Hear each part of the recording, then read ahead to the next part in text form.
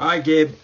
Hey, man, always awesome having you. You always bring the energy. One of the things I wrote down as far as just analyzing, what it is that you bring to the table every time out is you're a performer, man. You love the spotlight. Like, I watch where you're starting from, even back here, and it's like, dude, like, you're trying to come out of the tunnel. Like, you're the main event, you're the show, and dude, it's fucking awesome because you put in the work, and then to be a champion, you definitely have to have that element of, dude, this is my show, this is my shit. So keep that up. Love every minute of it. Let's go ahead and get started with energy part of it. So scale of 1 to 10. If 10 is like, hey, throwing the living shit out of the ball. And really what we're talking about is when we get out to stride foot contact, okay, which is going to be right here. All right.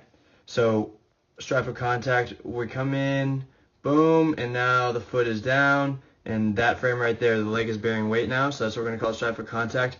So when I say energy, what I'm really talking about is, okay, now that we're planted, we've got our weight stopped on the front leg.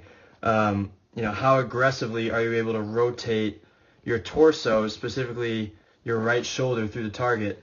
And I'm going to give you an 8.5 on it. So it just looks awesome. So here we go. Let's watch it a couple times. Play it back. Run it back, baby. Okay, this is your 84 one with the baseball.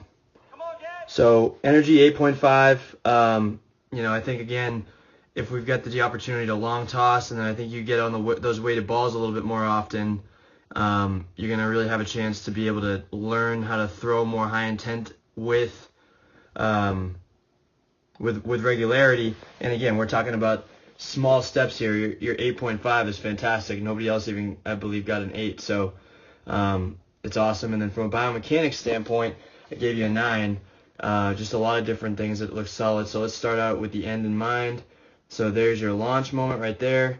And so after you launch, we call that the recovery phase, but we're going to rewind it just a tiny bit. All right, so launch. All right, and take a peek at your lead leg. Okay, so awesome. Most people really struggle with this one. This is one of the biggest velocity killers, but as you go through acceleration, we want to make sure this lead leg stops the force.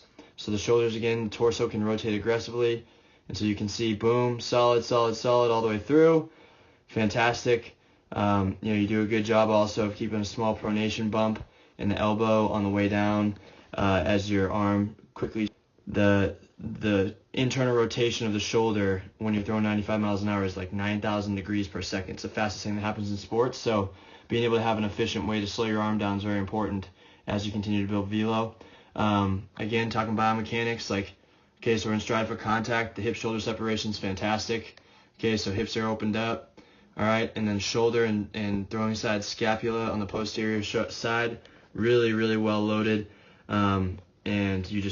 So the only thing that I was looking at, and this is being nitpicky here, but as you come out, to me, you lose a little bit of this angle, a little bit of this connection angle right here.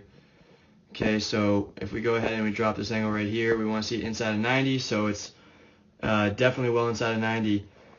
We want to see it closer to the spine because obviously if that forearm starts to fly out, we're going to put our medial up. But you do a solid job of that, but you can see just a tiny bit, a little bit, your head pulls off a little bit. And so I think working with Tony, what you guys can really focus on to help even maximize that and get that more solidified so you can continue to stay healthy as you build velo up towards 100. That's right, I said 100. You better get to 100. You got the capacity, man. You really do. The more that you can keep that forearm connected to the shoulder and really explosively rotate those shoulders, replace the shoulders is another way I like to say it, is the healthier you're going to be and the safer your arm's going to be on the recovery phase, which is going to allow you again to keep building velocity because the only thing that's going to stop you is injury. I don't see you taking your foot off the gas on the work. So, but overall, man, really solid job. The other thing you're going to get out of working with Tony now is going to be those wrist weights, the posterior shoulder strength. Again, because just like the lead leg has to accept force, the posterior shoulder has to be able to accept force. The higher that you climb on the velocity scale, the posterior shoulder's got to be able to say, okay, yeah, I can hit the brakes on this, no problem. And so those overloaded wrist weights will help with that. But awesome job, dude. Really appreciate the effort, the energy as always, and let us know if there's anything else we can do to help. Looking forward to continuing to watch you grind and watch you grow as we move forward.